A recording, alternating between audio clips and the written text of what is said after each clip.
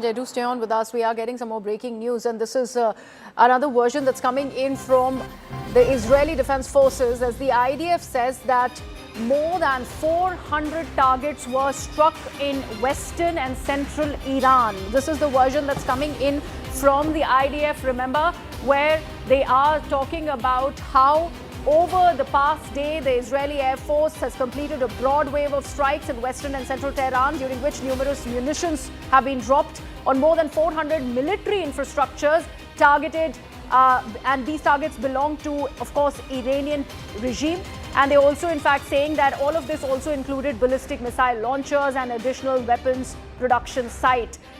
We also, in fact, getting this version from the IDF that since the beginning of Operation Roaring Lion, which is what Israel calls this operation, this escalation against Iran, the Israeli Air Force has carried out hundreds of strikes targeting launchers, air defense systems, and also weapon storage facilities and additional infrastructure belonging to the Iranian regime. And these strikes are aimed at reducing the extent possible and the scope of fire directed towards the territory of the state of Israel. Now let's take a look at what the IDF really is talking about, and this is what we have for our viewers. This is what the IDF has put out. Israeli Air Force striking across these various areas in western central Tehran, and these are the targets that they have in fact put out, and they are putting out these infra imagery, satellite imagery, to help us understand on how ballistic are they going against the ballistic missiles of Iran.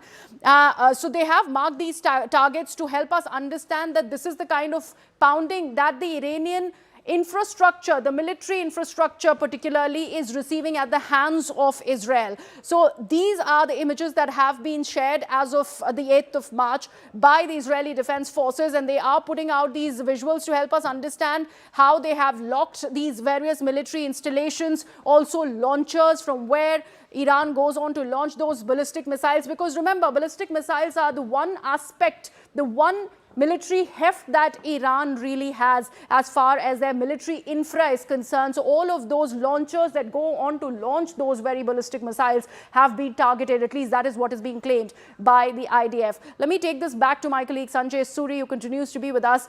Sanjay, this has been a recurring phenomena when it is about this war of narratives as well, that the Israeli Defense Forces constantly puts out these images. Their CENTCOM also is putting out those images as far as the US side is concerned on how Iranian infra is being dismantled. We have a version already coming in from the United States President, where he has said that they have completely obliterated whatever is remaining of the Iranian military, their naval or air defense systems. Now, IDF is constantly putting out these visuals as well to also drill home that very point. You know, for the IDF, for Israel, this has been a mission that they've been waiting long for. Israel needs to protect itself from Iranian ballistic missiles. For Israel, this is a question of survival. Israel needs to completely erase the nuclear program of Iran. Again, for Israel, this is a question of survival. The question here is how long this country can live with under the constant threat of ballistic missiles being launched from Iran, and if potentially Iran were to develop a nuclear weapon, nuclearized ballistic missiles. That is a threat that this country is determined now to negate and finish forever through the course of this campaign. And so we have seen already a fair bit of military success. A number of missile launch sites have been taken out. The missile launch capacity certainly has been reduced significantly. The US says the launch is down 90%. Certainly it is down, and we can see it here in Tel Aviv. The number of ballistic missiles being launched this way has not disappeared, but it has reduced over the last couple of days. And so that capacity is being reduced to an extent. Perhaps not to the extent of 90%, because we've had an intelligence briefing in Washington to Congress saying that Iran still has about 50% capacity, which suggests that a lot is still there and being held in reserve. But Israel needs to erase this for the sake of its own survival. How completely this can be erased from the air is the tactical question. But Sanjay, this point that you're making launch about capacity how after the other being taken out. how Israel has always maintained that this is an existential threat. Iran is an existential threat for Israel.